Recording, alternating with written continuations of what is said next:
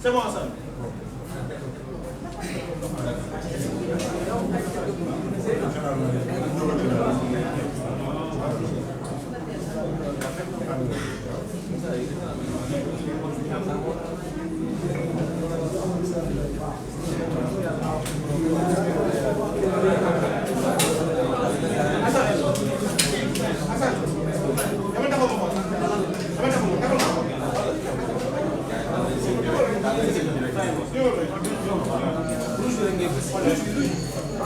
Allô, c'est bon. Allô, allô.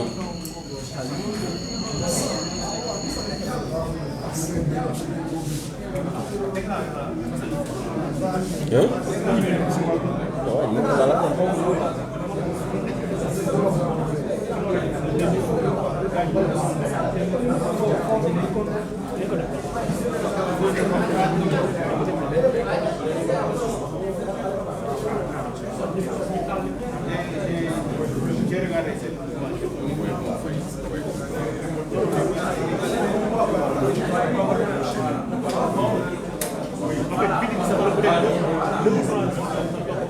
C'est bon.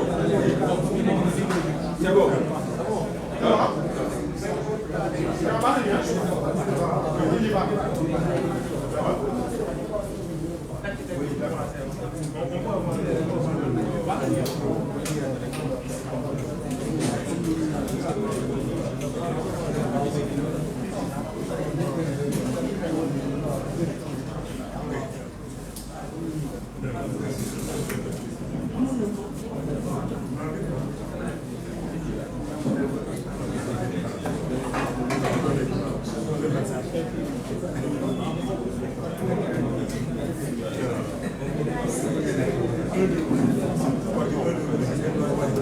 Guys, c'est bon.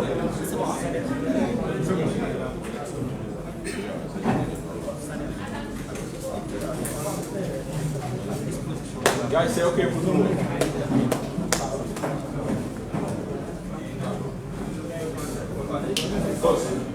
Micro,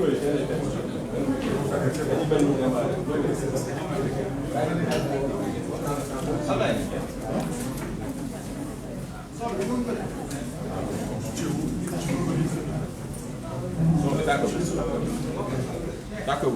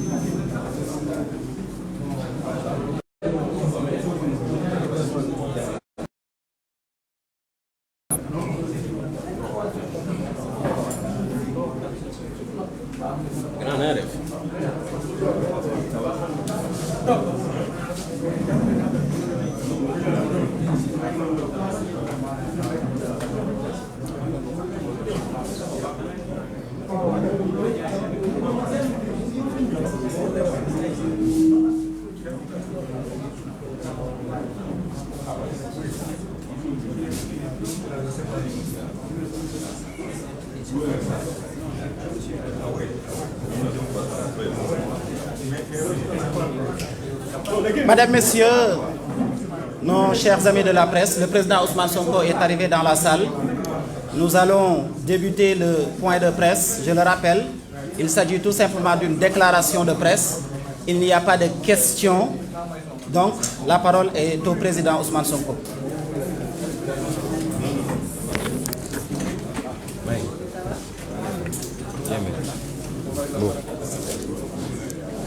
Oui. Attends, on n'a pas bouffé là-dedans.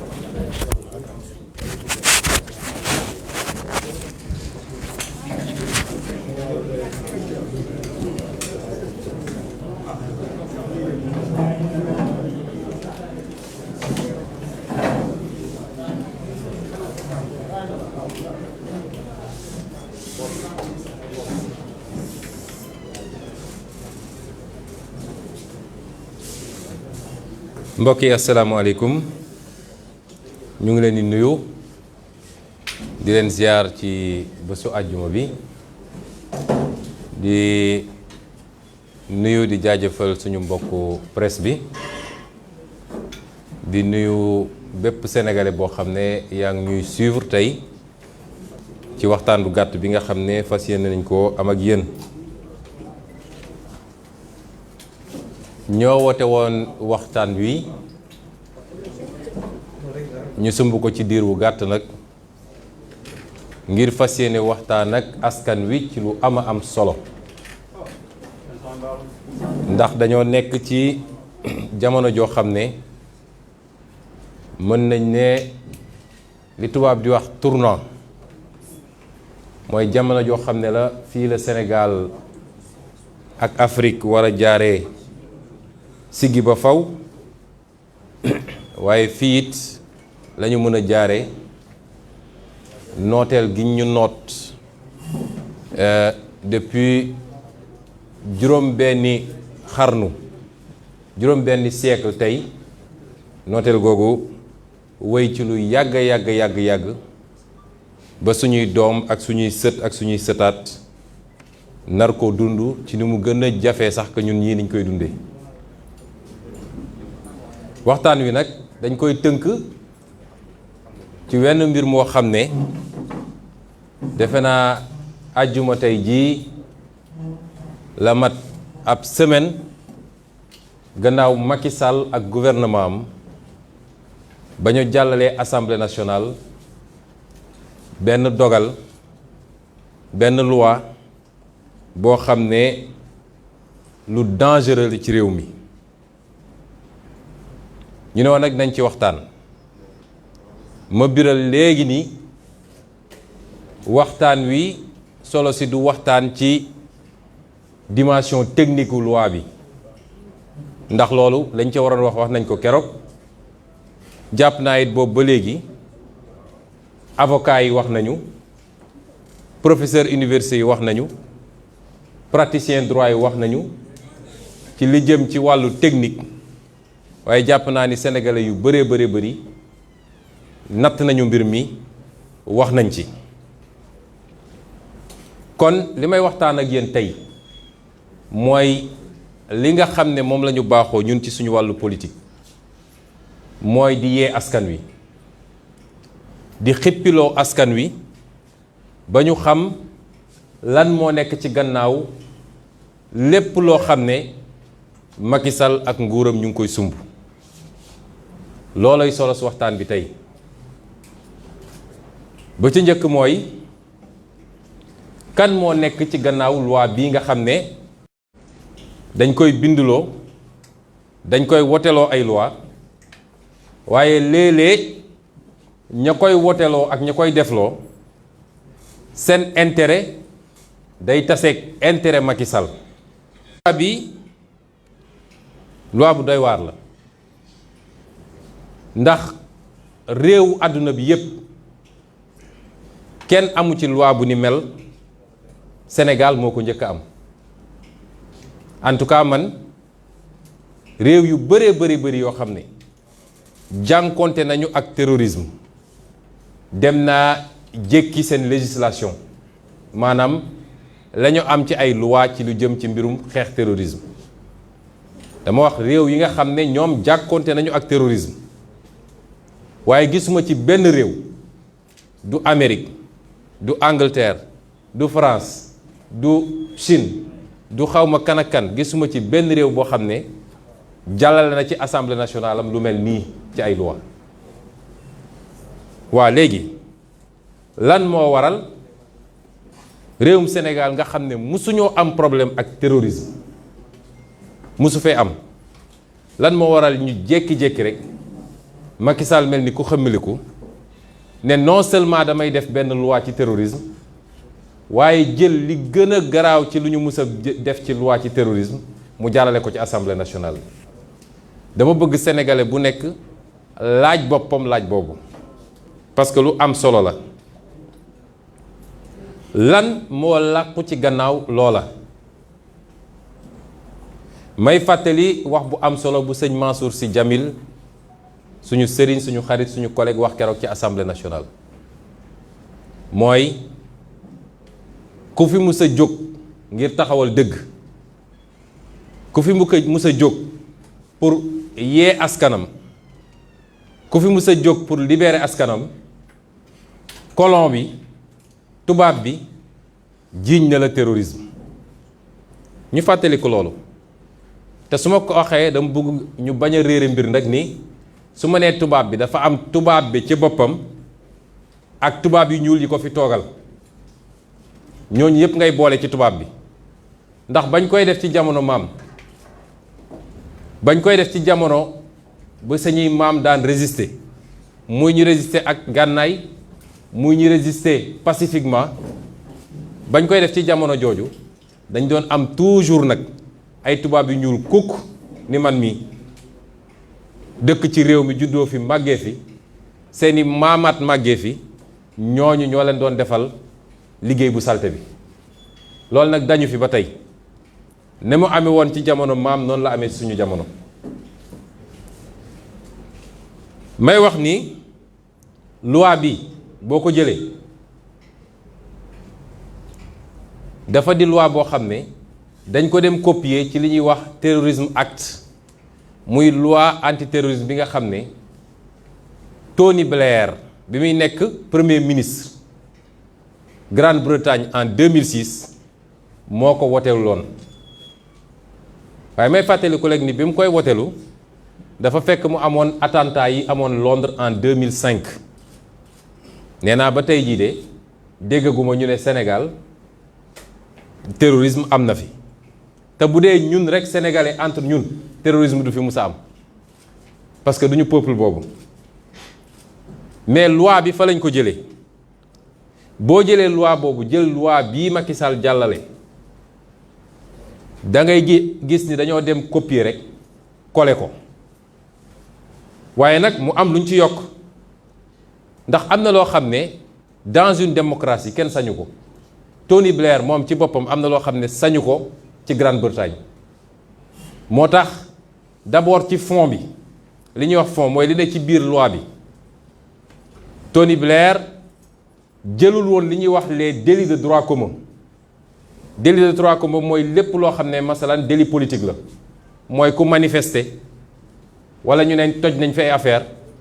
wala ñu ne ñaari nit xeex nañu kenn gaañ moromam wala ñu ne nit dugg na fenn sàcc parce que yooyu yëpp mi ngi ci loi bi loolu la ñuy wax délit de droit commun loolu doo ko fekk ci benn législation ci àdduna du Amérique nga xam ne moo gën a jànkonteel ak terrorisme du France du Grande-Bretagne mennum Sénégal moo fi am kon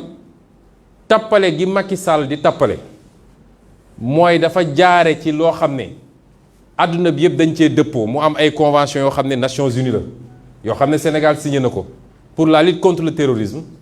mu jaare ci loolu nag daat ci dugal ay mbir yoo xam ne pour faj ay problème boppam la muy ay problème politique loolu mooy caay-caay ak tappale yi nekk ci loi bi Tony Blair it ba mu koy def toujours léegi ci forme bi laay wax forme bi mooy ba mu koy def bi mu amee yéene def ko daanaka loi bi presque liggéey nañ ci wala discuter nañ ci lu mat 1 an ndax 15 juillet 2005 la njëkk a yëkkati projet bi waaye bi mu koy def ministre bi nga xam ne moo newoon ministre de l'intérieur dafa bind porte-parole conservateurs yi ak porte-parole libéraux démocrates yi mooy ñi nekk assemblée nationale ne leen ah ñun de bëgg nañu wote loi bu ni mel dañoo bëgg a xam lan moo ciy seen xalaat. démocratie noonu lay doxee ñooñu xool mbir mi càmbar ko critiquer ko wax ko liñ koy wax mu toogaat ñaari weer muy 15 septembre mu bindaat beneen lettre ne leen li ngeen wax lii lañ ci gis lii lañ ci wàññi lii lañ ci yokk xool leen ñooñu xoolaat wax ko liñ ci xalaat loi bi doog a dem assemblée nationale. bi mu demee assemblée nationale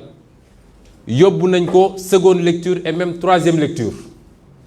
mooy su dee député dañ ne loi bi doyuñu dañ koy delloo gouvernement mu xoolaat ko tëggaat ko doog ko delloo siwaat loolu yëpp am fa te teewut bañ koy wotee ci la Tony Blair am défaite bi gën a rëy ci défaitam ndax li mu bëggoon li gënoon a am solo ci loi bi mooy li ñuy wax détention préventive mooy suñu nee Ibrahima Thiam mii dañoo soupçonné ni kii terroriste la ñu mën koo dem téye waaye mu ne woon dafa bëgg ñu téye ko lu mat 90 jours pour que police mun a def liggéeyam. Assemblée nationale dafa rejeté loolu Parlement britannique dafa rejeté loolu ne loolu c'est un abus contre les libertés munoo téye nit inculpé woo ko jugé woo ko 90 jours ñetti weeru yàlla nga ne yaa ngi dem wër ay preuve muy woon défaite bi gën a rëy bu Tony Blair am ci carrière politique am.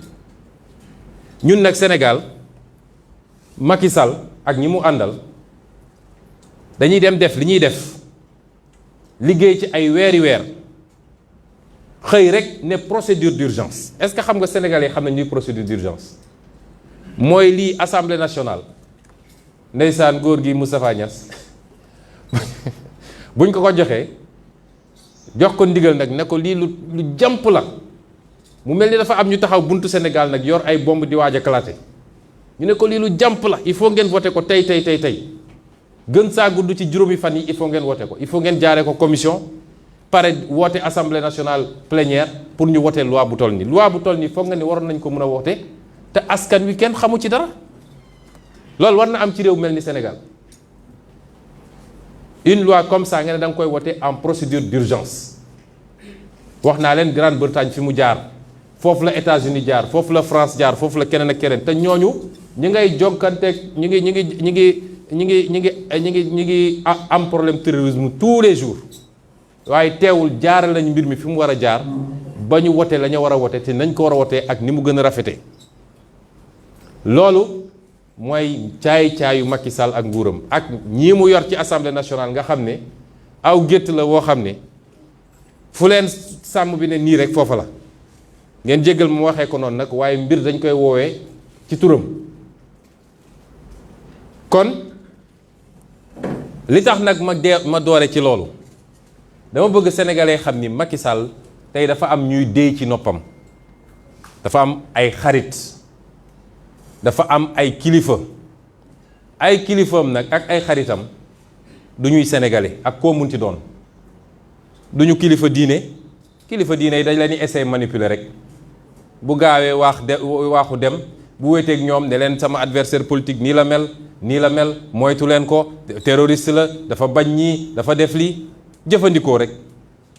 waaye joxu leen lu toll ni tarfata ayen ci cër du ay conseillers sénégalais déedéet Tony Blair moom ma tudd tey bokk na ci ñi nga xam ne ñooy xalaatal Macky Sall kooku nga xam ne moo def loi bi ni mel nga xam ne ba léegi débat la ci Grande-Bretagne mooy ki nga xam ne tey moo yor noppu Macky Sall diggante 2017 ak léegi ñëw na fi gën saa gàtt ñeenti yoon novembre 2017 février 2020 mars 2021 bi te saa su ñëwee nag dina tëjoog Macky Sall lu jafe sénégalais yépp saa su ñëwee dugg leen internet léegi ngeen def visite Tony Blair au Sénégal dina tëjoog Macky Sall Tony Blair nag ñëpp xam nañ ko mu doon ci manipulation ethnique ñëpp xam nañu la mu jotoon liggéey ca Bosnie Kosovo ñëpp xam nañu la mu jotoon a liggéey ci Irak ndax guerru Irak bu amee moom bokk na ci ñu ko gën a sooke ndax moo ne woon Saddam Hussein dafa yor ay armes nucléaires kooku tey mooy un des premiers conseillers du gouvernement du Sénégal. démb rek maa ngi gis ci benn site internet ñu naan Ablaye Diouf Sarr da doon def conférence call ak Tony Blair nee na ko waaw ñun dañoo am problème nu ñuy defee suñu fichier Covid kooku ne ko waaw dinaa xool Université Oxford am na benn affaire bu ñuy développé dinaa ci wax pour ñu jàppale leen si. ñoo xam ne amuñu benn personnalité ku ci faji sa soxla bopp sax il faut nga woote. ñaareel bi nga xam ne tey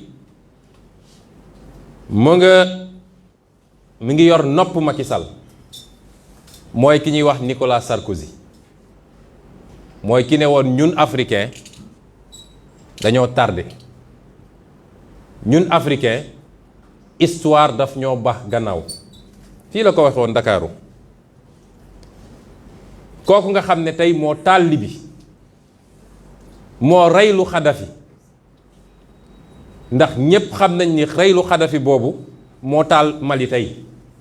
ndax groupe yooyu ñuy wax jihadiste bi ñu reyee Xadafi nga xam ne moom moo doon verrou foofu la ñu jël ay armes jël ay pick-up teg ko ci traverser tout le désert pour ñëw déstabiliser le Mali. loolu liggéeyu France la liggéeyu Nicolas Sarkozy la Sarkozy boobu diggante 10 et 14 juin bii rek masalan balaa ñuy une semaine balaa ñuy andi loi bi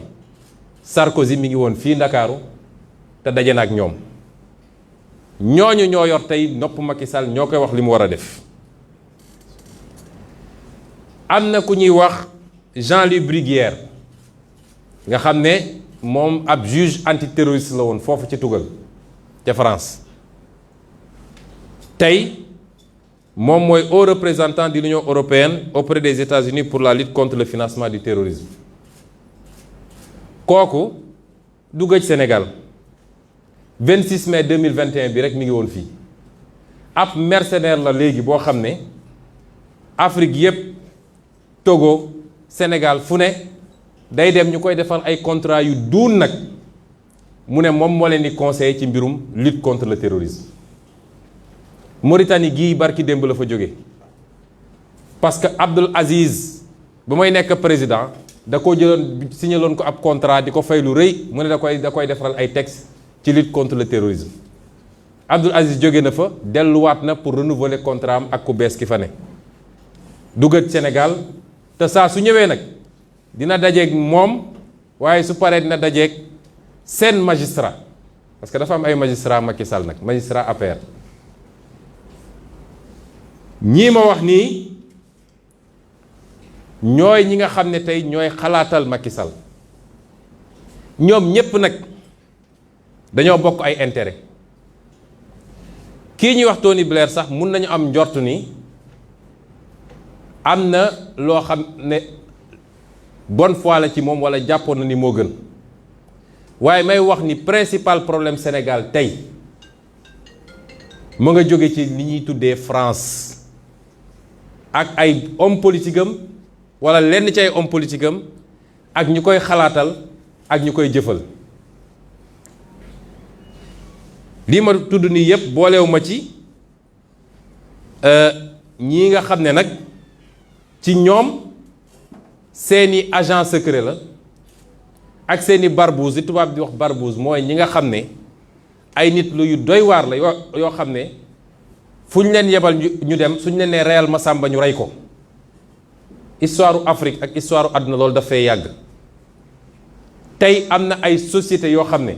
ay mercenaires lañu te Macky Sall ubbil na leen buntu Sénégal depuis bi pétrole ak gaz xeeñee Sénégal ba léegi ñu fiy ñëw saa su ne te ñoom la ñuy jëflanteel yéen journalistes def leen tuuti recherche rek naa leen ci jox benn am na société bu ñuy wax Covosis SA nga xam ne nee na société la boo xam ne affaire sécurité affaire nangam-nangam ki ko jiite du gëj Ndakaaru semaine bii ñu jógee fii rek mi ngi woon fii c'est des sociétés de mercenaires yoo xam ne bu ñu leen yebalee tey ne leen dem leen liquider Ousmane Sonko ñu def ko te ñu ngi traité ak gouvernement Sénégal may wax nag ni ñun soxlawuñu ñii ñëpp soxlawuñu leen ñun ubbeeku nañu pour liggéey ak ñëpp waaye li ñu soxla mooy ay investissement li ñu soxla mooy ay transfert de technologie lu ñu soxla mooy luy industrialiser suñu réew waaye ay homme politique yoo xam ne réew yi ñu jot a jiite sax defuñu fa lu ñu leen nawee defuñu ko fa ndax Sarkozy deful lu ñu ko nawee fa mu jóge Blair defu ko keneen ak keneen tey ñooñu ñaari fan yu ne ñu taal seen avion ñëw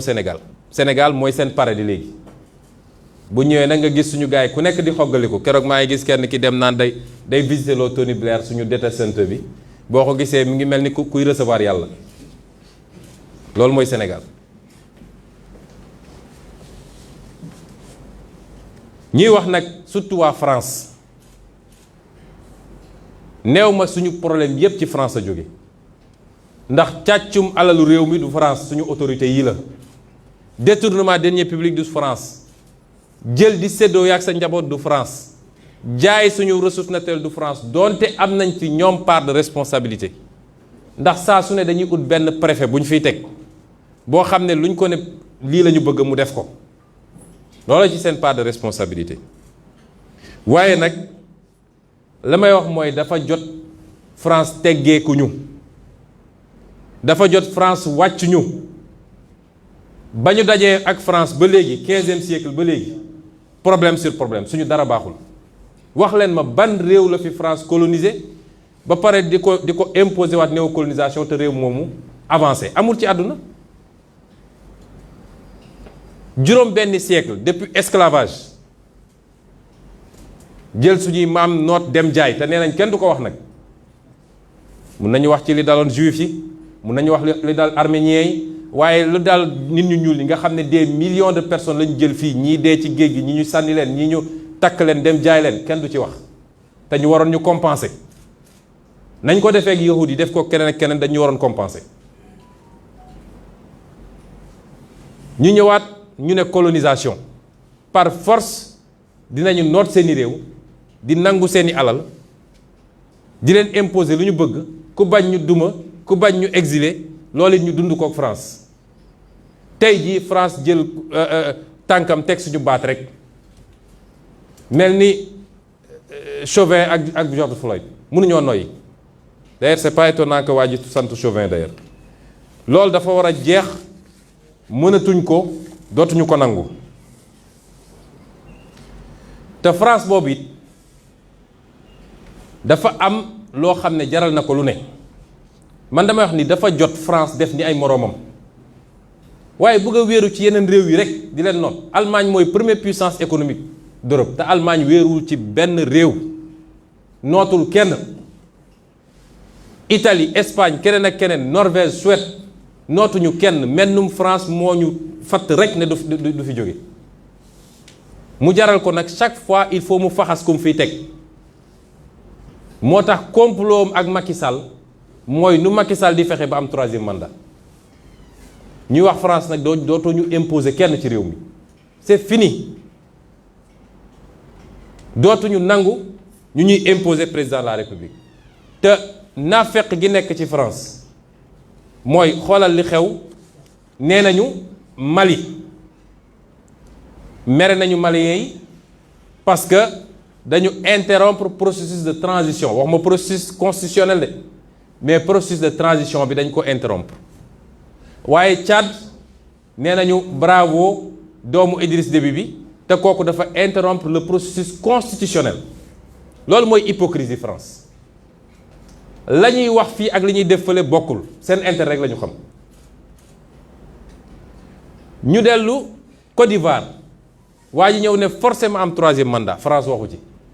Jean-Yves Le Drian bi ñu ko laajee vidéo baa ngi fi mun naa leen ko envoyé li tax ngeen wax ci Biélorussie ne kooku warul am beneen mandat te Côte d'Ivoire ngeen noppi ci dafa ne parce que Biélorussie ay millions de personnes génn nañ di manifester Côte d'Ivoire kenn manifesté wul loolu mooy France ku leen gën a naafeq ci àdduna amut ñooñu nag ñooñu fatt wit ñooñu ñoo ngemb Macky Sall may wax na bi dama bëgg mu leer ñun contre ñu peuple français amuñu benn problème ak peuple français tey ay sénégalais yu bëri ngi dund foofu di fa liggéey te war faa dund nag ndax la ñoo defal France ba suñuy maam di dee Allemagne ngir xeex pour libérer France loolu yëpp dafa war a tax ñu am fa àq tey ñaata sénégalais dund Espagne ñaata sénégalais dund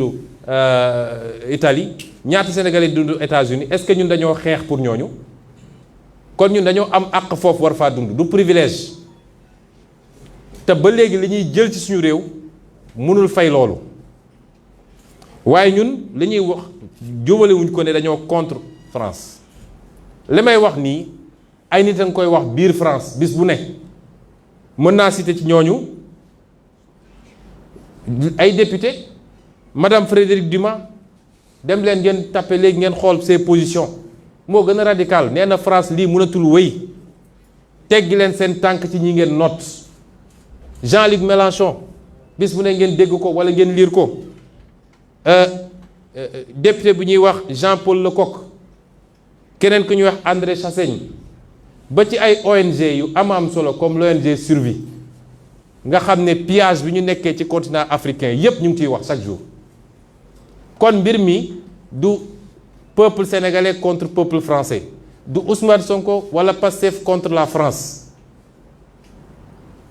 mbir mi niñ koy ba défendre fi ñun la am ay français yu gëmee noonu di ko défendre te ñooñu ñëpp jàpp naa ni avenir u relation diggante Sénégal ak France ci ñooñu la mun a dépendre parce que su France comprendre ni méthode yooyu ñu doon utiliser ñoom jamono Foccart ak ñoom seen méthode yooyu mënatul dem bu boobaa peut-être collaboration dina continuer ci yeneen anam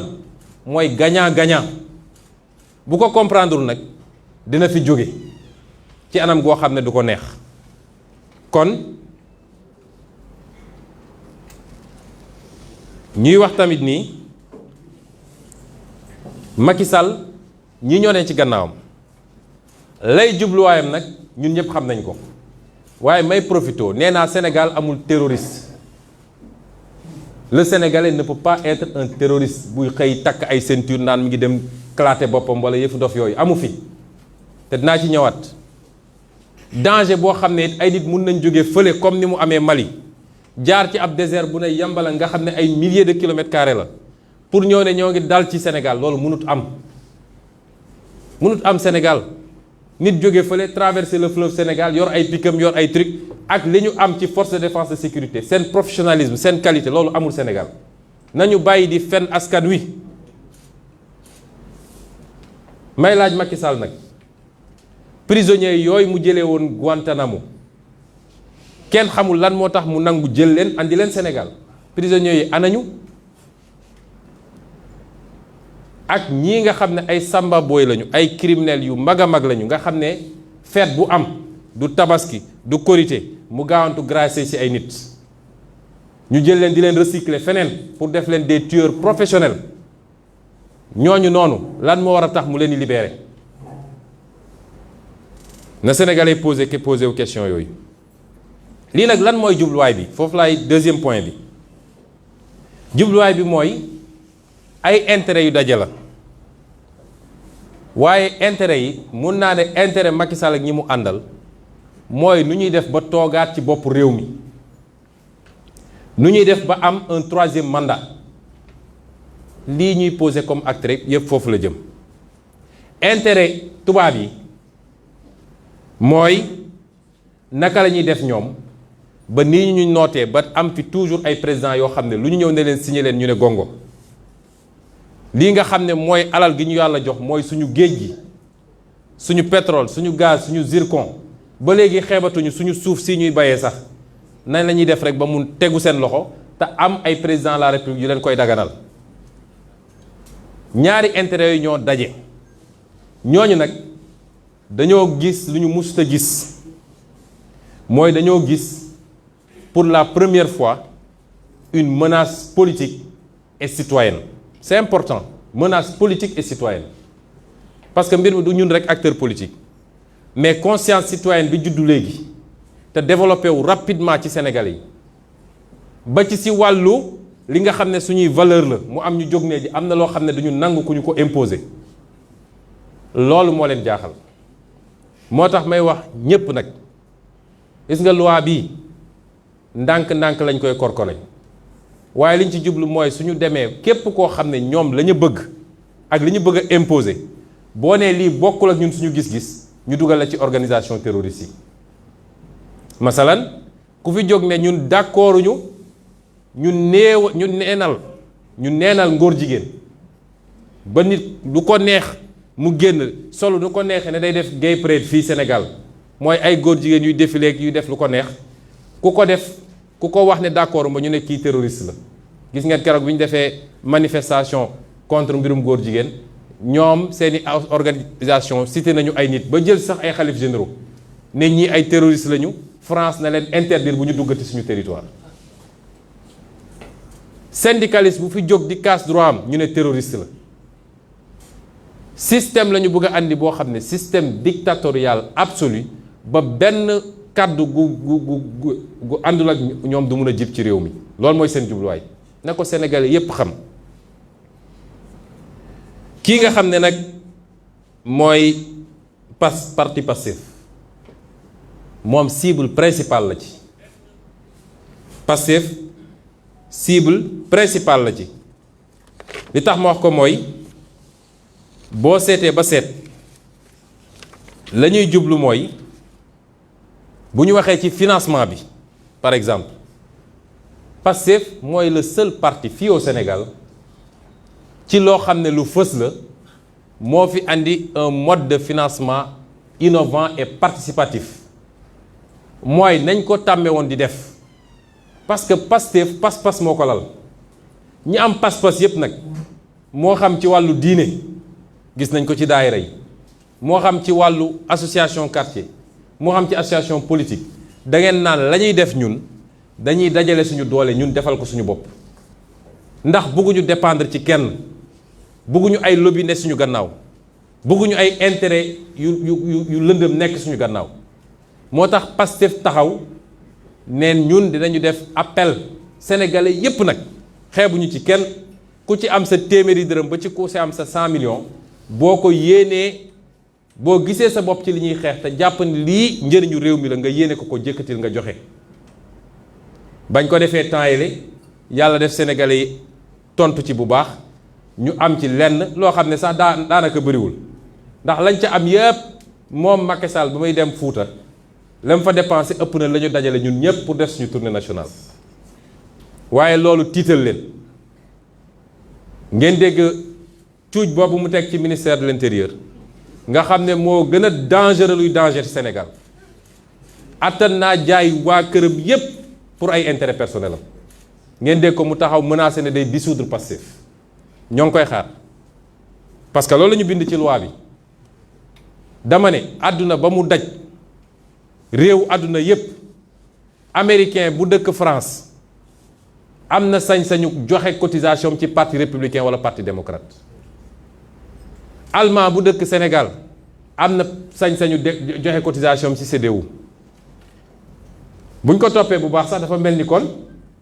ku nekk Italie bokk sab daayira ngeen dajale seen addiya ne da ngeen di andi ay terroriste ngeen wala seen financement terroriste la ab sénégalais bu ne fu ko neex ne man parti bii laa bokk sama dërëm dama ko ciy dugal nga ne ko doo ci dugal parce que dundoo Sénégal te kooku am sañ-sañu wote am sañ-sañu yónni ay waajuram am sañ-sañu sax gouvernement ne inondation am na ñëpp cotiser nga ne man cotiser na nga ne kooku du cotiser ci Pastef te ñoom ñuy sàcc alalu réew mi di dem di def seen campagne ay milliards yoo xam ne ci alal Macky Sall lii muy wër nii di lambar-lambari fan la ko jëlee ban waa APR moo cotiser oto yi muy dawal fan la ko jëlee ñun ñu ne la tuuti li ñu mën a am ci sénégalais yi ñu ne ko fi def ñu tas sa parti nous les attendons. J'en profite d'ailleurs pour lancer officiellement la seconde phase du programme Nemmeeku Tour mooy sénégalais yépp nag ñun xeebuñu dara ku nekk fii ba ku nekk Liechtenstein wala xaw ma fan ku ci am téeméeri dërëm yow mécanicien bi yow menuisier bi yow marailleuse bi yow ku gis boppam ci li ñuy liggéey yow mi nekk bitim réew mi nekk fii ku ci am looy joxeel 1 million de sénégalais bu ñu joxee ku nekk 500 francs 500 millions la parti bu sérieux noonu lay liggéey te dërëm bu ñu collecté bu ñu woowee dañ leen ne dërëm bii kii moo ko joxe numéro carte d'identité ma ngi nii sénégalais la amul benn 15 boo xam ne day jógee ci bitim réew. loolu nag dinañ ko def lancé waat ko ci fan yi ba gis kan mooy taxaw nag ne moo ñu koy tere. objectif itam toujours mooy nu ñuy def ba suñu alalu réew ñu continuer téye ko. mun naa leen wax ni jamono jii ñu tel nii tey ñii yëngatu ci wàllum pétrole yépp ñi ngi fii Sénégal ñoom ñépp ñëw nañu ña ngay tëju ak ñoom di waxtaan ci naka nañuy pàccoowee alalu réew mi te booba jamono amul benn sénégalais bu yéeg ñoom ñépp ñi ngi ñëw diggante le 26 le 27 et le 28 juin vol Air France moo leen andi AF 718 mun naa leen ci waxal nii ñi ñëw bëri nañu lool boo seetee ki nga xam ne mooy vice-président Total marketing mi ngi fi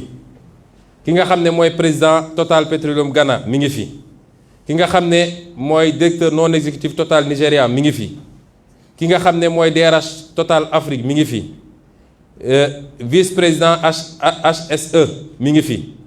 Total Afrique secrétaire général Total Afrique mi ngi fi vice-président digital marketing réseau Total mi ngi fi PCA Total Afrique président Total Nigeria président Total Afrique vice-président Cosmos Energy vice-président exécutif Inter Oil su ma koy cité dina gudd trop ñi ngi fi bu ñu ñëwee nag dem tëju nga xam ne seen waa ji lu li oyof signature lu ñu ko ne signé mu signé ñu dem def la ñuy def sur le dos du peuple. kon ci sama programme depuis 2019 wax ko avant programme bi wax ko ci sama téere bi ma bindoon 2017 xaw ma 2016 ci mbirum pétrole bi pétrole Sénégal gazu Sénégal zircon Sénégal géeju Sénégal sénégalais yi ñoo ko moom keneen moom ko dul sénégalais yi te bu soobee yàlla lépp luñ ci def ci loo xam ne waruñu koo def dinañ ko renégocier parce que nag askan wi sonn na yàlla gestuñu am as tuut gum ñu wërsëgale ñu mel ni ñoom ay dëmm yu gis médd loolu ba kañ ñu koy nangu te foofu nag laa bëgg a insister sénégalais yépp laay waxal rawatina nag vous la jeunesse de ce pays da ngeen war a décomplexé wu parce que nag noot gi ñu noot d'abord noot psychologique la nekk sa réew amoo sañ-sañ ne lii mooy sama intérêt réew lii baaxul sama réew koo waxal mu ne la way moytul France ils sont trop puissants moytul ñii dañuy dal sa kaw te ñoom ñu am sañ-sañu toog seen réew di wax ci ñun nu mu leen neexee loolu il faut mu jeex donc lii nag lan moo ci seeni objectif ma ñëw ci loolu wax naa objectif yi la ci tegu mooy ñoom naka lañ ko bëgg a matérialiser mbokk yi kii poñ bu am solo la ndax nag coowal terrorisme mu ngi bëgg a sonal nit ñi ci Sénégal mu mel ni sénégalais bu ne boo xëyee sa kër booy dem liggéey di nga dajeek ay terroristes ñu am nag ñuy wër di leen waxal parce que dañuy préparer opinion bi psychologiquement dañ koy préparer psychologiquement dégg ngeen fii depuis quelques années ni ñuy préparer scénario terrorisme bi jàpp nañ fi ay imam sonnal leen noggatu leen lottal leen traité leen ci anam goo xam ne indigne na nga traité ci nit bu mel noonu ne ay terroristes lañu te gis nañ fi mu mujjee ndekete terroristes yi mooy ñi doon ji ñaate terrorisme jàpp nañ fi ay jeunes yu de rien du tout xale bi ñuy wax Sayer Kébé ñi ngi yàq àddunaam benn xale bu ndaw sans défense pour benn poste internet rek Serigne Bassirou Gueye mel ni nag ku ñu xabtal ci ndaw si xale bi sonnal ko 8 ba dégg naa sax léegi am na problème psychologique loolu yëpp pour gëmloo sénégalais nii ay ngandim terroriste la ñu am ci réew mi dégg ngeen bi fi événement yi amee mois de mars ministre de l'intérieur taxaw ci télé bi naan ay terroriste laak ay force occulte ak ana ñooñu ba léegi am réew mel ni Sénégal ak li ñu am ci ay service nga ne ay force occulte dugg nañ fi ba def li ñuy def ba disparaître ba sey te mënoo ci jàpp kenn ne benn ngi nii loolu yëpp pour préparer opinion yi la. dégg ngeen ministre affaires étrangères dem France 24 xamu ban télé moom it mbërër wax ne ay terroristes ñoo fi nekk ay léegi lii te bañ koy wax nag su dee ci wàllu média moom toujours ci média France lañ koy waxee. ñu tegaat ci tuuti ministre de la justice génn moom gën a catastrophique moom it wax la même chose demaat Fuuta wax ko ci alpulaar ne waa Fuuta terroriste yaa ngi ñëw te bu ñu ñëwee dinañu rend jigéen ñi xotti biiru ñi nga xam ne dañoo ëmb wax ay waxu dof yoo xam ne kenn xamul fu mu ko jëlee te lenn rek la ci jublu mooy ñoom dama bëgg sénégalais xam ne dañoo am benn stratégie boo xam ne pour mu dox il faut ñu njëkk a tiital sénégalais yi te bokk na ci leen mun a aider ci stratégie boobu mooy nañu fexe ba féewale jullit ñi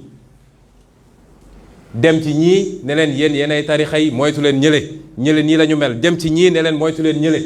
loolu mooy seen stratégie te ñi leen ko jàngal waa bitim réew la yooyu yépp nag dafa am lu ñuy préparer gis nañ fi ay nit yu dem ci ay plateau télé wala taxaw ci assemblée nationale ne ñoom xam nañu ay terroristes yu fi nekk wax ko ci anam yoo xam ne ndeysaan mouchoir yi génn nit ñi di jooy ak ñi di xalangoog ñu naan bi ñuy est-ce que sax newuñu ci buntu télé beeg lu ne ñu wax ko loolu yépp pour préparer psychologiquement la ñuy waaj a def ñoom la dinaa ci ñëw la ñuy waaj a def mooy lan damay wax sénégalais yi ne acte terroriste bu fi amee Macky Sall ak ñi mu àndal ñoo ko def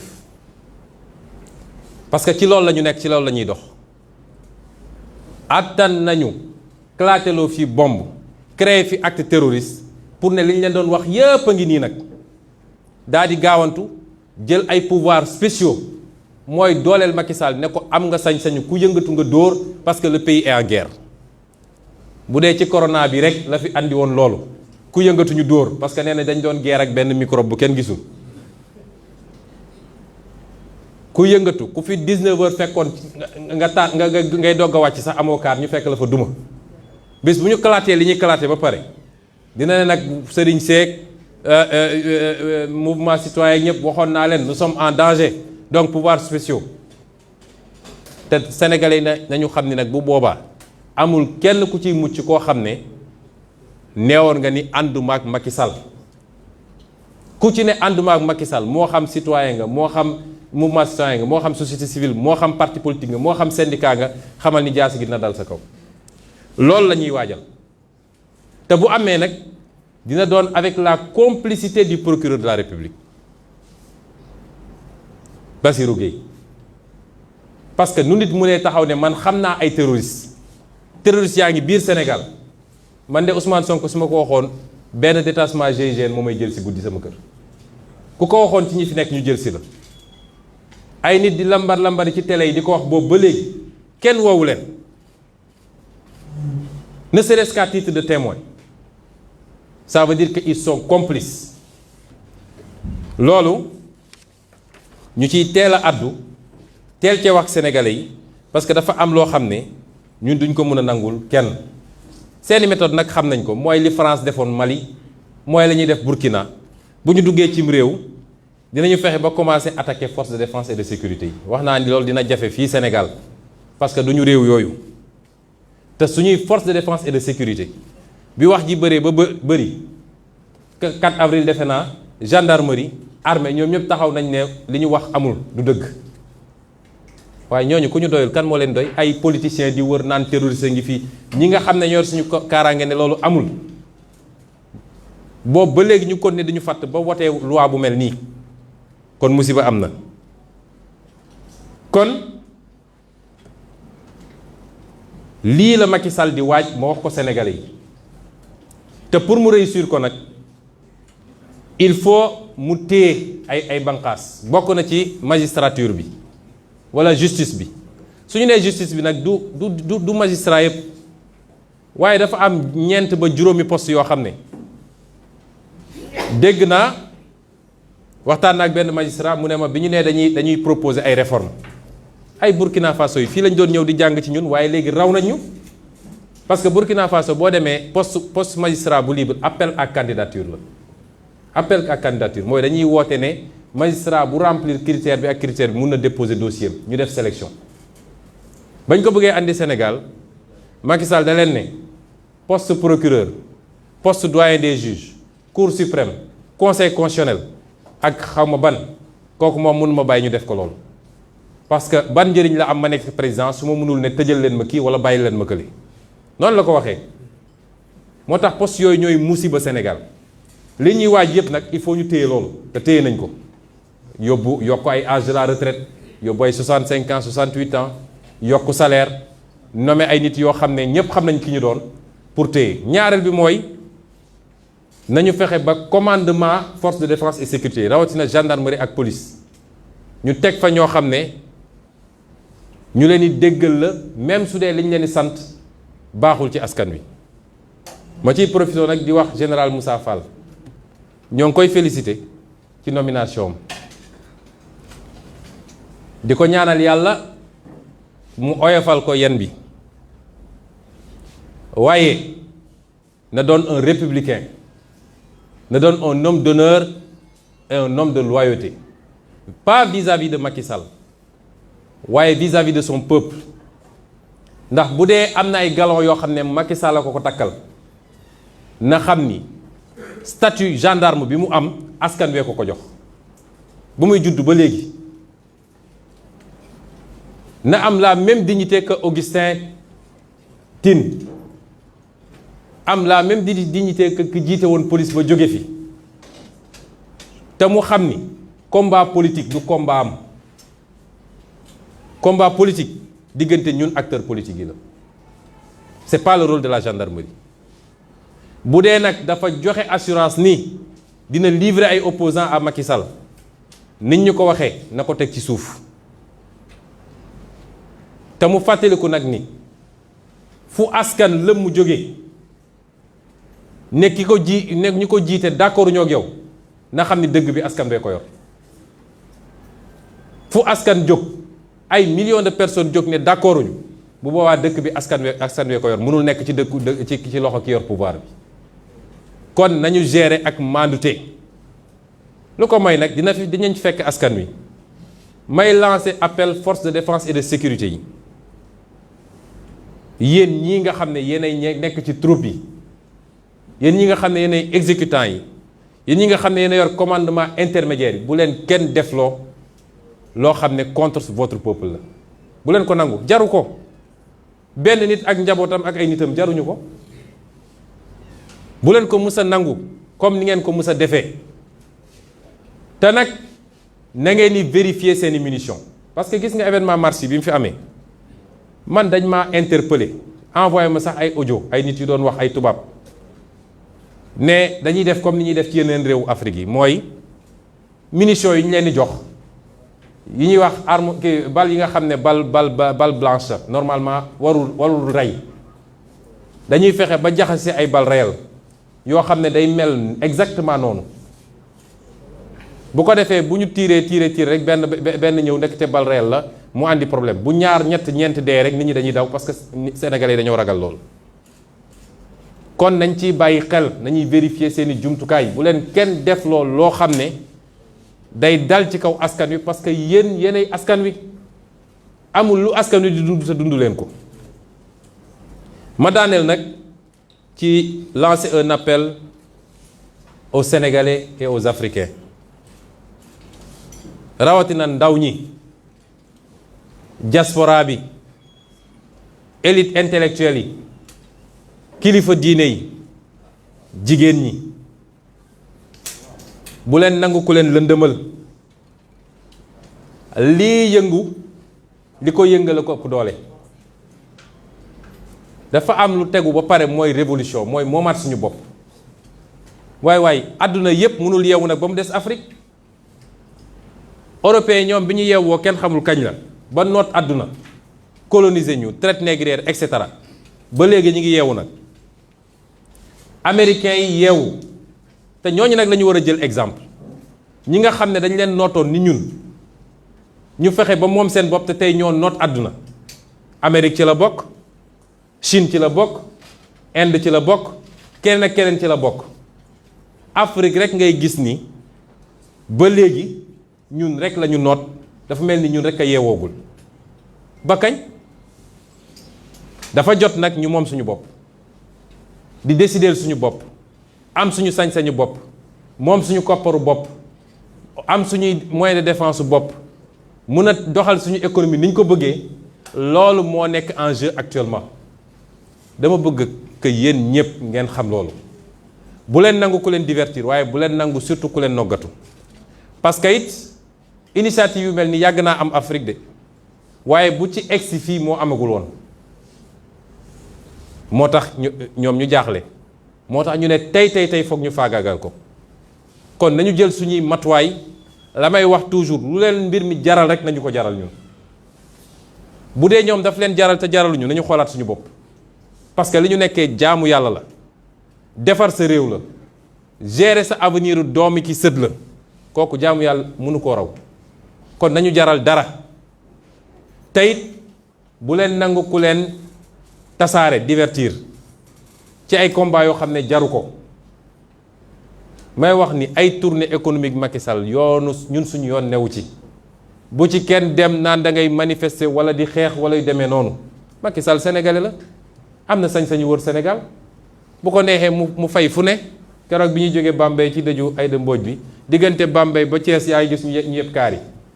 am na sañ-sañ bu ko neexee mu fooyee xelam comme ni Ousmane Sonko amee sañ-sañ dem def ay tournéem te kenn du ko déranger loolu du loolu mooy combat bi kon bu ñu tasaaroo ci ay combat xam ngeen combat bi lan la moom la ñu war a liggéey bés bu ne waajal ko mooy ñaar la ba ca njëkk mooy dootuñu fi nangu fii Sénégal ku ñu noot te duñ ko nangu ci Afrique dootuñu nangu fii Sénégal ñu am projet ba yaakaar juddu ñu xëy ñoom ñu ànd ak seeni tubaab ne tey ñu faagagal ko dootuñu nangu Sénégal ñuy liquider des adversaires politiques waaye duñu nangu Sénégal troisième mandat am fi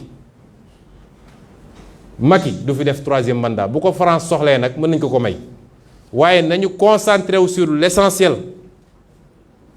nañu dajale suñuy doole waajal préparer xeex yooyu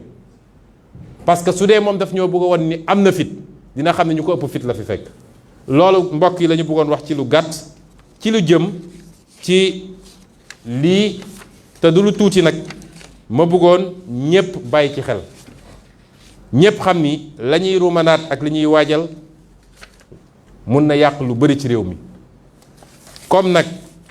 yàlla daf ñoo féete fii ñu féete il faut ñuy àddu la ca des nag sur le débat technique wax naa ko léegi boroom xam-xamu droit yeeg ñoom seen wax nañ ci dinañ ci continuer wax rapidement en français. Je remercie tous ceux qui sont venus assister à cette prise de parole qui nous permet de revenir sur un pan entier de l'actualité relativement à cette loi liberticide, cette loi vicieuse, dangereuse qui a été votée il y a de cela une semaine à l'Assemblée nationale. La question qui mérite d'être posée, elle est très simple. Pourquoi le Sénégal, un pays qui est un havre de paix, un pays qui n'a jamais été confronté au terrorisme ou à des actes de terrorisme, pourquoi ce pays-là éprouve subitement le besoin de se doter d'une loi contre le terrorisme, mais une loi beaucoup plus liberticide que les pays qui sont confrontés à ce phénomène depuis très très longtemps. Quel dessein inavoué se cache derrière cela? Je rappellerai simplement le discours de notre aîné, notre papa, notre guide et notre collègue à l'Assemblée nationale, M. Serigne Mansour Sy Djamil, qui de manière pertinente avait rappelé l'autre jour sur la tribune de l'Assemblée que le colon, et je veux qu'on retienne que le colon n'a pas disparu, il est encore là sous une autre forme, que le colon,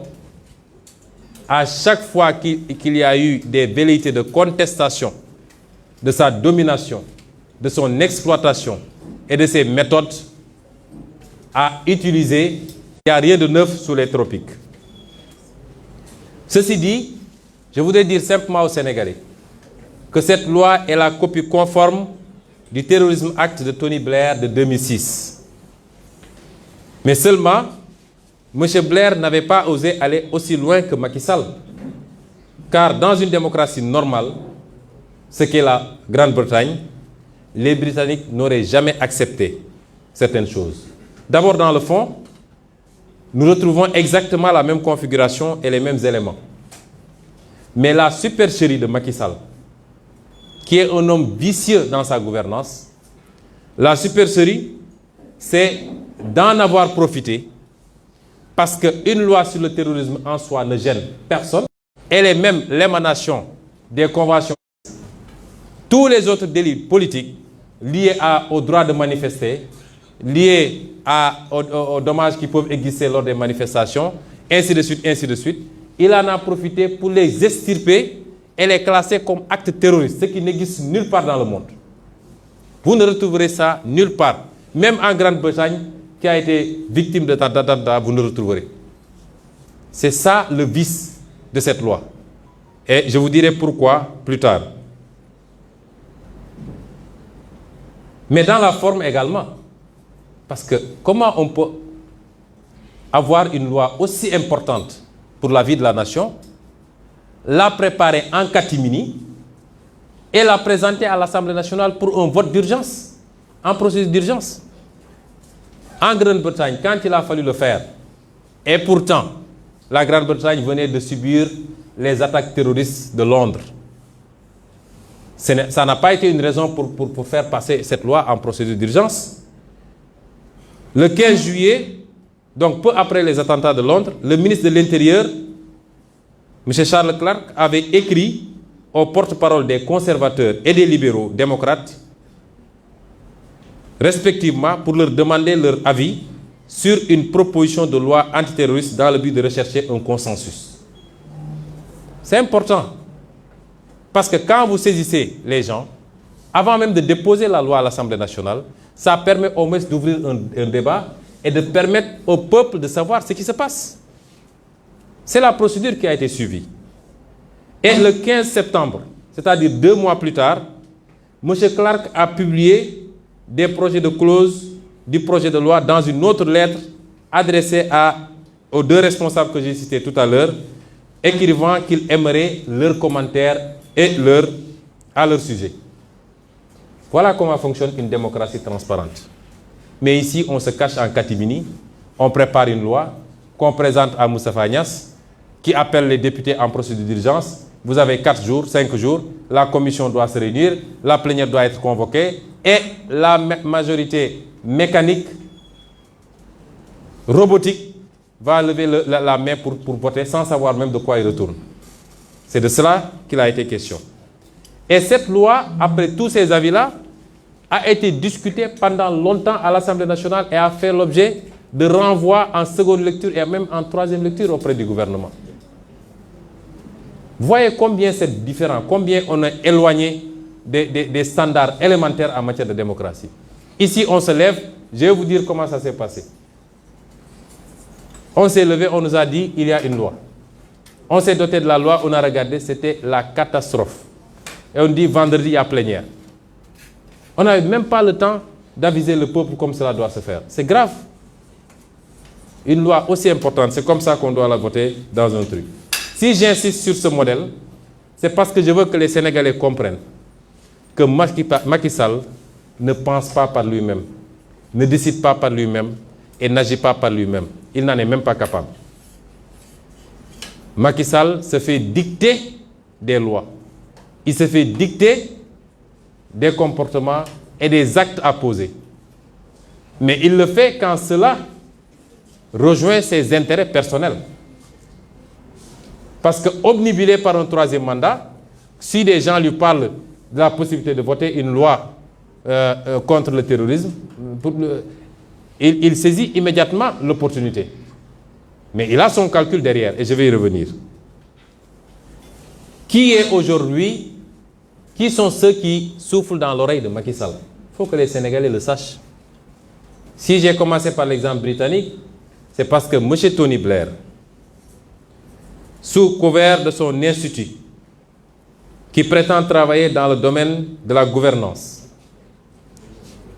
et dans les domaines de la plateforme digitale e-santé et de l'agriculture, est aujourd'hui un des conseillers privilégiés du gouvernement du Sénégal. Il est très fréquent au Sénégal et à chaque fois, il est reçu par Macky Sall. Novembre 2017, février 2020, mars 2021, et j'en passe et j'en passe. Pas plus tard qu'hier, vous avez vu dans la presse qu'il se targuait d'un entretien entre Abdoulaye Diouf Sarr et Tony Blair par vidéoconférence où Abdoulaye Diouf Sarr lui présentait les problèmes qu'on a dans la gestion du Covid et Blair aurait permis de les aider avec des applications développées par l'université d'Oxford, etc., etc. Voilà des hommes qui sont devenus très influents. Il y a de manière générale un balai des anciens présidents, des anciens premiers ministres. Matteo Renzi était en même temps que Tony Blair au mois de mars au Sénégal. Et officiellement pour la lutte contre la Covid et la campagne de vaccination. Mais nous savons ce qui se passe. Nous savons qui est M. Tony Blair, spécialiste de la manipulation ethnocentriste au Kosovo, en Irak, au Libye, via son cabinet de conseil stratégique. N'oubliez pas qu'il était à l'origine de la guerre d'Irak parce qu'il était celui qui tenait l'hypothèse d'armes nucléaires dont Saddam Hussein se serait doté, ce qui s'est révélé faux. C'est ces gens-là qui aujourd'hui ont pignon sur lui et sont les conseillers de Macky Sall. Il y a M. Nicolas Sarkozy, l'homme qui nous avait traité d'attardé historique, que nous ne serions pas suffisamment entrés dans l'histoire, que nous sommes dans l'éternel recommencement, l'homme qui a fait liquider Mohamed Kadhafi, déstabiliser la Libye et déstabiliser le Mali, parce que nous savons que le Mali a été déstabilisé à partir du problème libyen. L'homme qui a fait assassiner lâchement Kadhafi. Cet homme-là aujourd'hui, dont même la France ne veut plus, poursuivi d'ailleurs, cet homme est fréquent au Sénégal. Je vous dis que sa dernière visite en date, c'était du 10 au 14 juin. Il a quitté la Côte d'Ivoire où il était avec Jean-Yves Le Drian pour piquer sur Dakar et se faire recevoir avec le tapis rouge par toutes nos autorités. Et ces gens-là qui soufflent à l'oreille de Macky Sall. Il y a M. Jean-Louis Bruguière, ex-juge antiterroriste français, qui est aujourd'hui haut représentant de l'Union européenne auprès des États-Unis pour la lutte contre le financement du terrorisme. Il était à Dakar il y a à peine un mois, parce qu'il était à Dakar le 26 mai 2021. Ce monsieur s'est doté d'un cabinet de conseil en matière de lutte contre le terrorisme et a signé des contrats juteux un peu partout en Afrique. Il était au mois de septembre 2020 en Mauritanie pour renouveler son contrat. En réalité, c'est un spécialiste de la traque des opposants africains. Tout opposant africain est terroriste pour lui. Et il est grassement payé pour le faire. C'est ces gens-là qui soufflent aujourd'hui à l'oreille de nos gouvernants et qui sont à l'origine de toutes ces suggestions.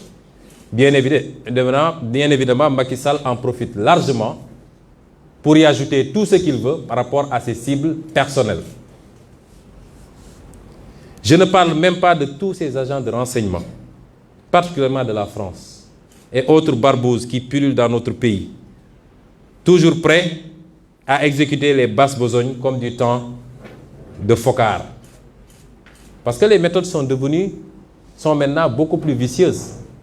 mais elles n'en sont pas pour autant complètement annulées. Elles n'en sont pas pour autant, ils n'ont pas pour autant abandonné toutes les vieilles méthodes de liquidation comme ça a été fait avec les Sankara, les Lumumba, etc. Mais les méthodes sont beaucoup plus vicieuses maintenant. C'est des méthodes de destruction d'opposants par tous les outils modernes que nous connaissons. Aujourd'hui, Macky Sall a ouvert la porte à des sociétés de mercenaires. Depuis que le pétrole et le gaz, depuis que l'odeur du pétrole, du gaz sentent, plus toutes les autres ressources, nous avons toutes sortes de sociétés de mercenaires. Et je demanderai aux journalistes de faire de petites recherches sur la société Covesaez SA, d'un certain Laurent Clerc, régulièrement à Dakar, et qui prétend avoir des méthodes pour se débarrasser des opposants. Je dis que nous n'avons pas besoin de toutes ces reliques politiques. Des reliques politiques chez eux, nous n'en avons pas besoin ici. Nous sommes ouverts à travailler avec tout le monde, dans le sens d'une collaboration gagnant-gagnant. Nous avons besoin de gens qui investissent en respectant les lois de ce pays, réaménagées d'ailleurs. Nous avons besoin des gens qui transfèrent de la technologie. Nous avons besoin de gens. Il faut que ça cesse. Il faut que ça cesse. Je ne suis pas en train de dire que la France est à l'origine de tous nos maux. Elle n'est pas responsable de la corruption de nos élites. L'argent du peuple qui est volé tous les jours, détourné dans des comptes offshore, détourné pour construire des immeubles à gauche, à droite, détourné pour corrompre de l'électorat. C'est ça, la France n'en est pas responsable. Même si son attitude complaisante peut y jouer pour quelque chose. La France n'est pas responsable du clientélisme, des détournements de deniers publics, de l'incompétence de nos leaders, incapables d'identifier les priorités. Elle n'est pas responsable forcément du bradage de nos ressources, même si elle en bénéficie très largement. Tout ça est de la responsabilité de nos dirigeants, incompétents, incapables et qui ne sont pas des patriotes du tout. Mais il est temps que la France lève son genou de notre cou. 7 siècles de misère faits de traite humaine, de colonisation et aujourd'hui de néocolonisation, cela suffit. Il est temps que la France nous foute la paix. Il est temps que la France prenne exemple sur ses voisins européens. L'Allemagne est la première puissance économique d'Europe, loin devant la France. La 3e ou 4e puissance économique du monde. L'Allemagne n'exploite aucun pays, aucune colonie. Je peux citer l'Italie, je peux citer l'Espagne, qui avait des colonies avant, mais qui n'exploitent personne, qui ne font pas ingérence, qui n'imposent pas des dirigeants dans leur ancienne colonie. Au nom de quoi la France croit pouvoir continuer à nous imposer des dirigeants, à faire des choix à notre place. Cela doit cesser et l'Afrique nouvelle, la jeunesse africaine, les élites africaines, la diaspora africaine dit non, ça ne peut pas continuer. L'hypocrisie de cette France se vit et s'exprime tous les jours. Prenons exemple du cas du Mali et du Tchad. Au Tchad, où le processus constitutionnel a été interrompu, la France a applaudi et son président est allé consacrer le nouveau roi. Au Mali, où ce n'est pas le processus constitutionnel qui a été interrompu, mais le processus de transition, la France a condamné et même a pris ses clics et ses claques pour dire qu'elle quitte le Mali. Ça, c'est de l'hypocrisie. C'est le 2 poids, 2 mesures. C'est le double langage que la France tient en Afrique. Quand on a interrogé M. Jean-Yves Le Drian sur la situation en Côte d'Ivoire, pourquoi la France a laissé faire un 3e mandat, il a dit simplement pourquoi il l'a accepté pour Ouattara et pourquoi elle le refuse pour la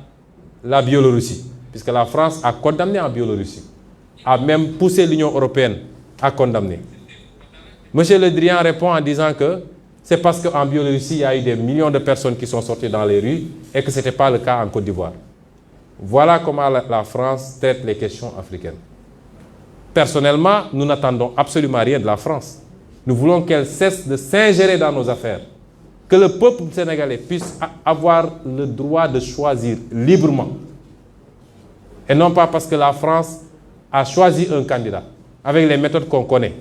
On commence par cibler les gens, on les décore dans des légions d'honneur ou dans je ne sais quel autre grade, chevalier de je ne sais quoi. On les inscrit dans des loges maçonniques et on leur dit préparez-vous, ce sera vous après. Même l'hypothèse où Macky Sall ne pourrait pas passer, nous savons qui est en train d'être préparé par la France. Cela doit cesser, ça ne se passera plus comme ça. Que l'on soit bien clair, nous n'avons rien contre le peuple français. Et en France même, des voix politiques et citoyennes se lèvent pour tenir le même discours que celui que je suis en train de vous tenir. Les députés, par exemple, Madame Frédérique Dumas, qui intervient régulièrement sur la tribune de l'Assemblée, qui écrit régulièrement au ministre des Affaires étrangères, puisqu'elle est membre de la Commission des Affaires étrangères, pour soulever ce comportement injuste de la France vis-à-vis de l'Afrique, tient le même discours que nous. Messieurs Jean-Luc Mélenchon, Jean-Paul Lecoq, André Chassaigne, tous députés, tiennent le même discours que nous. Et des centaines d'autres voix. L'ONG Survie, comme d'autres ONG, font un travail extraordinaire dans le même sens. Nous disons à la France d'écouter ces voix qui lui parlent de notre schéma, d'une autre collaboration entre l'Afrique et la France. Beaucoup plus juste, beaucoup plus équitable, mais beaucoup plus durable. Si elle sait l'écouter, je crois que nous aurons de beaux jours devant nous dans le cadre de la collaboration. S'il ne sait pas l'écouter, pensant pouvoir continuer à fonctionner comme du temps de nos grands-papas, cette jeunesse africaine ne l'accepte plus. Il faut que la France se prépare à une rupture définitive et à quitter l'Afrique. Parce que l'Afrique appartient aux Africains, elle n'appartient pas à la France. Elle n'appartient à personne d'autre, ni la Chine, ni les États-Unis, ni personne. Et les Africains veulent prendre le destin en main enfin. J'en profite pour lancer un appel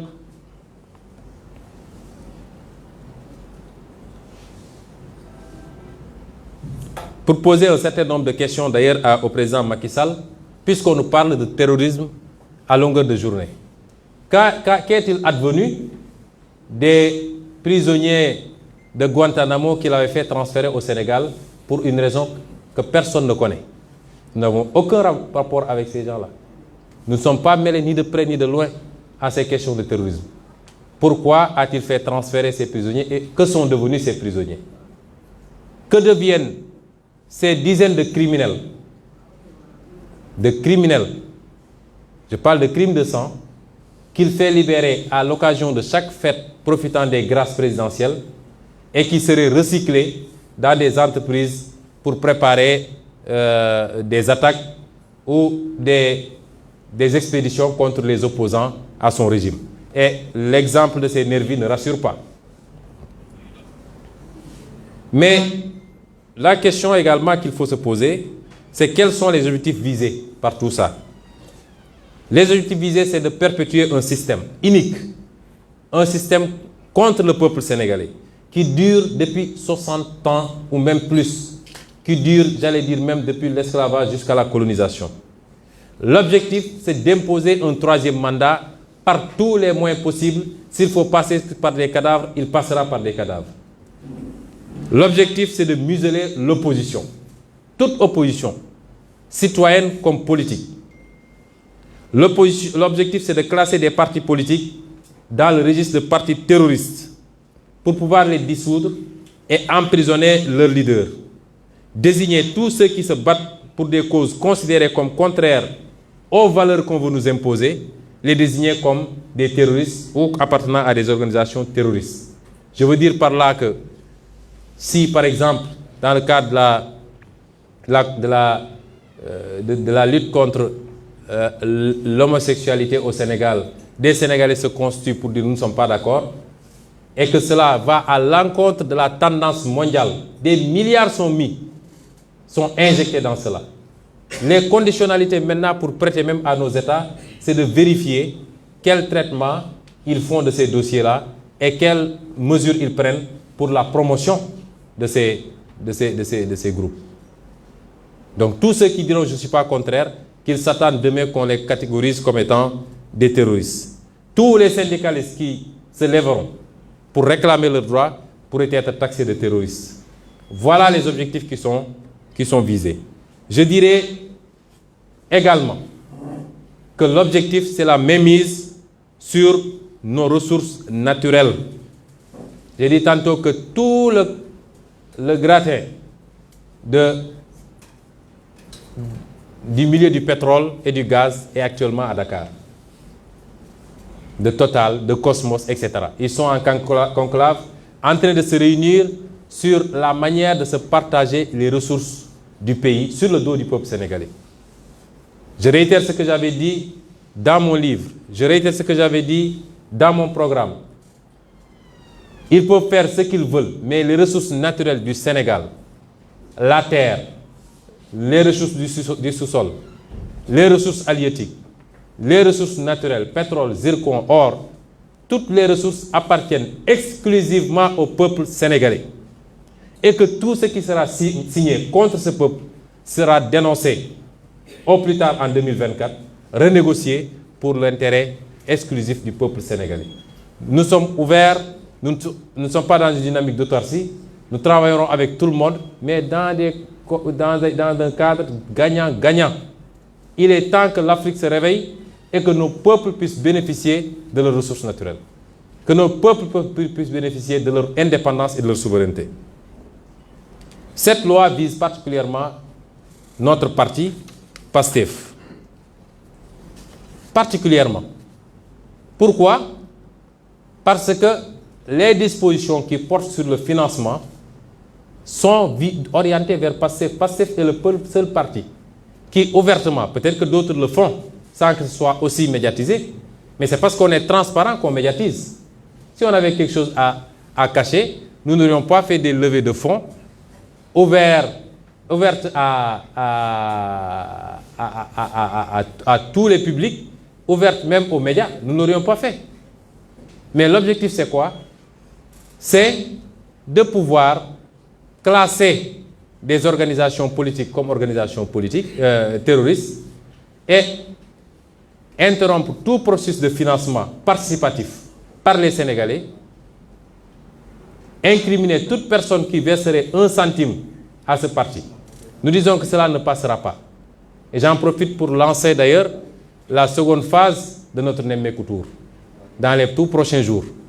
tous les Sénégalais,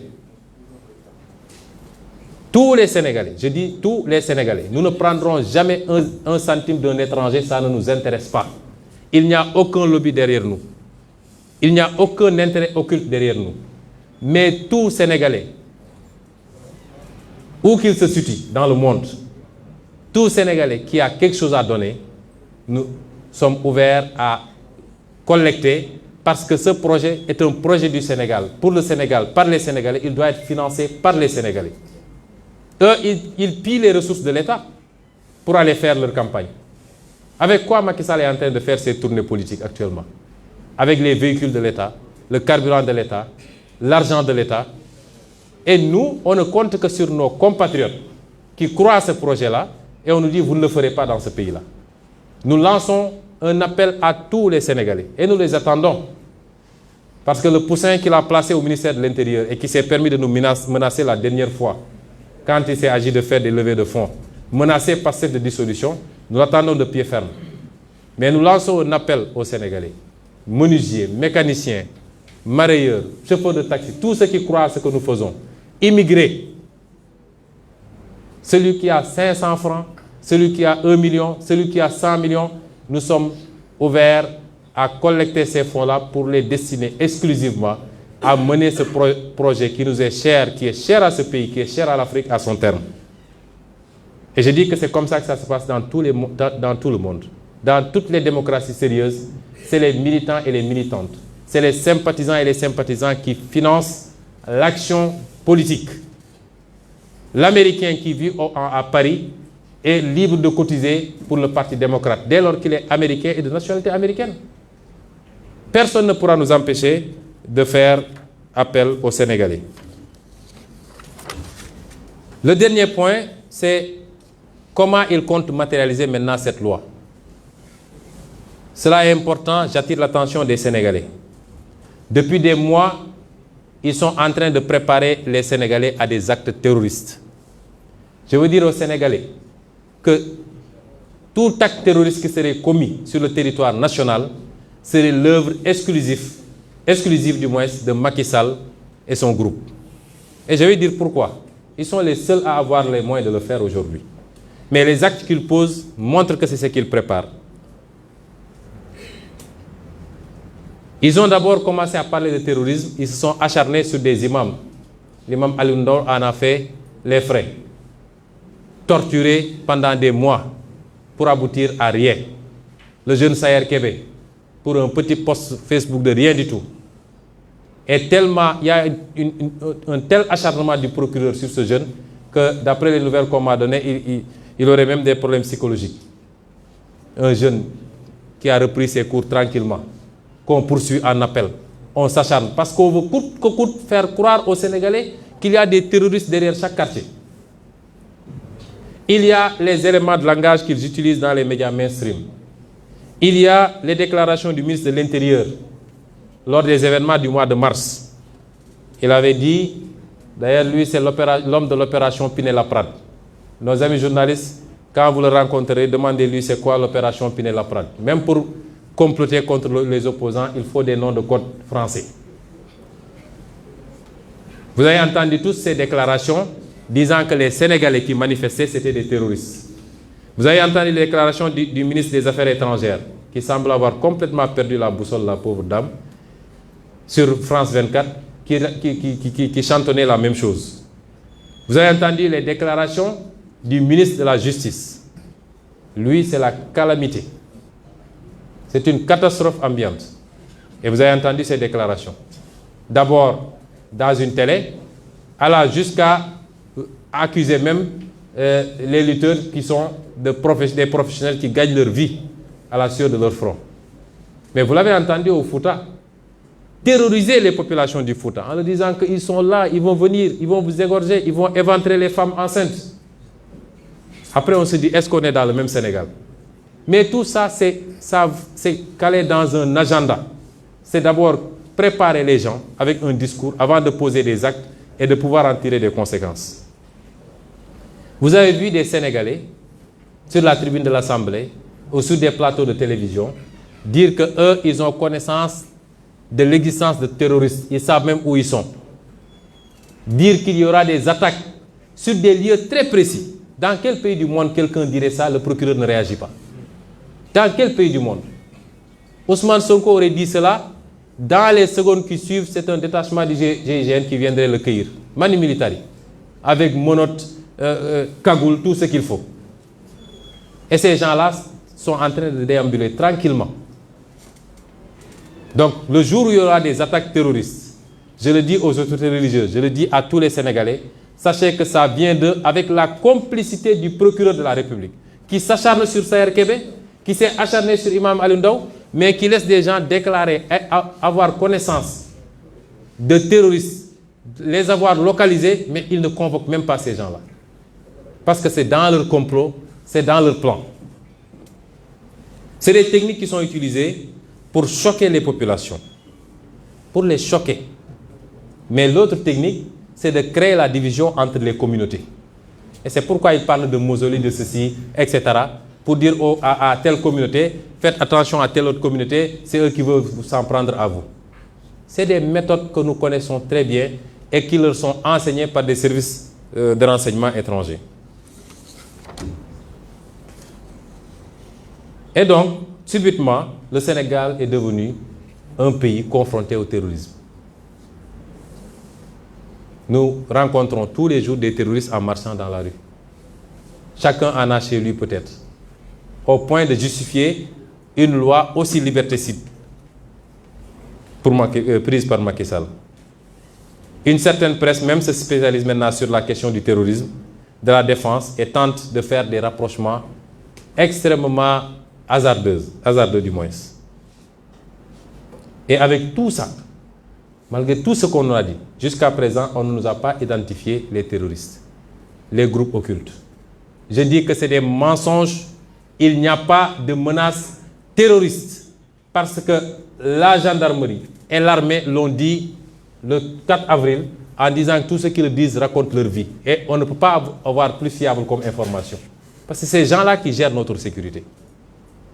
Il faut qu'on arrête de mentir aux Sénégalais dans un dessein strictement politique, c'est-à-dire avoir un troisième mandat et pour les étrangers, continuer à avoir la même mise sur notre économie et nos ressources naturelles. C'est faux. Vous voyez, vous imaginez le Sénégal, des gens qui quitteraient le Mali ou la Mauritanie avec des pick-up qui traverseraient le fleuve Sénégal avec des armes lourdes du moins pour venir occuper une partie du territoire avec l'armée que nous avons, la gendarmerie que nous avons. Vous imaginez cela au Sénégal? C'est faux et archi faux. Les seuls terroristes, c'est eux, et c'est parce qu'ils sont obnubilés par le pouvoir. C'est eux parce qu'il y a des intérêts occultes derrière, appartenant au même logement maçonnique, appartenant aux mêmes intérêts étrangers. C'est ça qui se passe aujourd'hui au Sénégal et il est temps qu'on le dise sans prendre des gants. Parce que tant qu'on sera là à tourner autour du pot, ils pourront continuer à désinformer. Donc, pour réussir cette entreprise, Macky Sall, il lui faut également une mainmise absolue sur les piliers de la justice. Et c'est pourquoi il refuse les réformes de la magistrature. Quand les gens sont allés le voir pour lui dire, même le Burkina qui venait copier sur nous a complètement dépassé maintenant. Parce que là-bas, quand un poste est vacant, on fait appel à candidature. Il a dit non, vous pouvez le faire ailleurs, mais le poste de procureur, le poste de doyen des juges, la Cour suprême et le Conseil constitutionnel, entre autres, je n'accepterai jamais qu'il y ait appel à candidature. Parce que si je ne peux pas intervenir sur des dossiers pour dire qui on emprisonne et qui on n'emprisonne pas, ça sert à quoi d'être président de la République? C'est ce que le magistrat m'a expliqué pas plus tard qu'avant-hier. Il lui faut une mainmise sur cela. Poste de doyen des juges, poste de procureur. D'ailleurs, la loi, la réforme du code de procédure pénale renforce largement les attributions de ces deux-là, les pouvoirs de ces deux-là, en matière de confiscation, en matière d'écoute téléphonique. Vous pouvez tous être écoutés à tout moment, et en matière de perquisition. C'est pourquoi c'est ça le système et il faut que les Sénégalais le sachent. Mais pour cela également, il lui faut avoir une mainmise, pas sur la police et la gendarmerie. Nous faisons confiance à nos hommes de tenue, mais sur le commandement. Et c'est pourquoi il a fait partir le général Tine, auquel nous rendons un vibrant hommage. Et je tiens à dire que je ne l'ai jamais vu, on ne s'est jamais parlé, parce que demain ils vont dire qu'ils étaient de mèche. Comme maintenant, tout ce qui se passe dans ce pays-là, c'est Sonko qui est derrière. On lui rend hommage et on rend hommage à l'ancien patron de la police, parce qu'ils ont été républicains, ont refusé la manipulation politicienne contre le peuple sénégalais. J'en profite pour féliciter le général Moussa Fall, lui souhaiter plein succès dans sa mission, parce que si ça se passe bien pour nous tous. Il est garant partiellement de notre sécurité. La vraie sécurité n'appartient qu'à Dieu, en réalité. Mais j'en profite également pour lui faire une mise en garde. Les forces de défense et de sécurité doivent rester en dehors de la compétition politique. S'il doit des galons à Macky Sall, il doit tout au peuple sénégalais.